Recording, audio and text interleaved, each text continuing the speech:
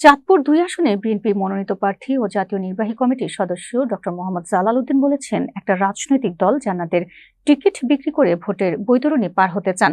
আজ মঙ্গলবার বিকেলে মতলব দক্ষিণ উপজেলা ও পৌর বিএনপির অঙ্গ ও সহযোগী সংগঠনের আয়োজনে ঐতিহাসিক নিউ হোস্টেল মাঠে বেগম খালেদা জিয়ার আশু সুস্থতা কামনায় মিলাদ ও দোয়া মাহফিল অনুষ্ঠিত হয়েছে। অনুষ্ঠানে বক্তব্য রাখতে গিয়ে তিনি এ মন্তব্য করেন। ডক্টর জালাল উদ্দিন আরো বলেন, বিএনপি ধর্ম পালন করে, কিন্তু ধর্ম নিয়ে রাজনীতি করে না। যারা জান্নাতের টিকিট বিক্রির কথা বলে মানুষকে প্রতারিত করছে, আপনারা যদি আল্লাহ ও আল্লাহর রাসূলকে বিশ্বাস করেন তাহলে এসব জালেমি কাছ থেকে সরে আসুন। তিনি আগামী জাতীয় সংসদ নির্বাচনে ধানের শেষ প্রতীকে ভোট দেওয়ার আহ্বান জানান। একটি সুখী, সমৃদ্ধ ও স্বনির্ভর বাংলাদেশ গঠনে সবার সহযোগিতা কামনা করেন। অনুষ্ঠানে সভাপতিত্ব করেন মতলব দক্ষিণ উপজেলা বিএনপির সভাপতি এনামুল হক বাদল। উপস্থিত ছিলেন কেন্দ্রীয় স্বেচ্ছাসেবক দলের সাবেক সহসভাপতি আজহারুল হক মুকুল, পৌর বিএনপির সভাপতি শোয়েব আহমেদ সরকার। এছাড়াও উপজেলা ও পৌর বিএনপির অঙ্গ ও সহযোগী সংগঠনের বিভিন্ন পর্যায়ের নেতাকর্মীরা উপস্থিত ছিলেন।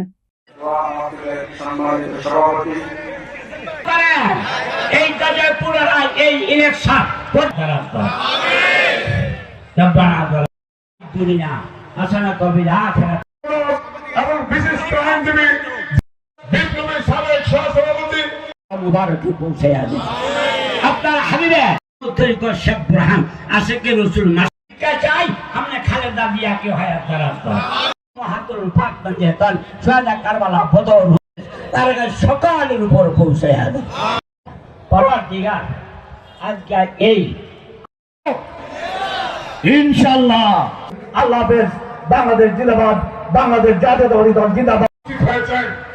তিনি হলেন আপসী নেত্রী, আমাদের মাঝে ফেরত আসতে পারেন। বিএনপির কোনো বিকল্প নাই, বিএনপির কোনো বিকল্প নাই।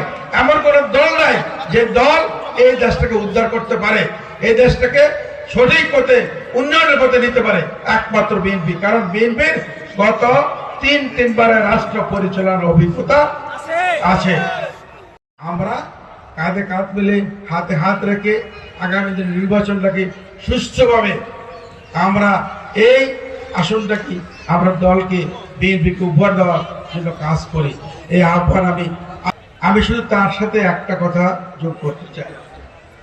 আমার দল বিএনপি, আমরা ধর্মকে নিয়ে রাজনীতি করি না। আমরা ধর্মকে লালন করি, পালন করি, কিন্তু ধর্ম নিয়ে রাজনীতি আমরা করি না।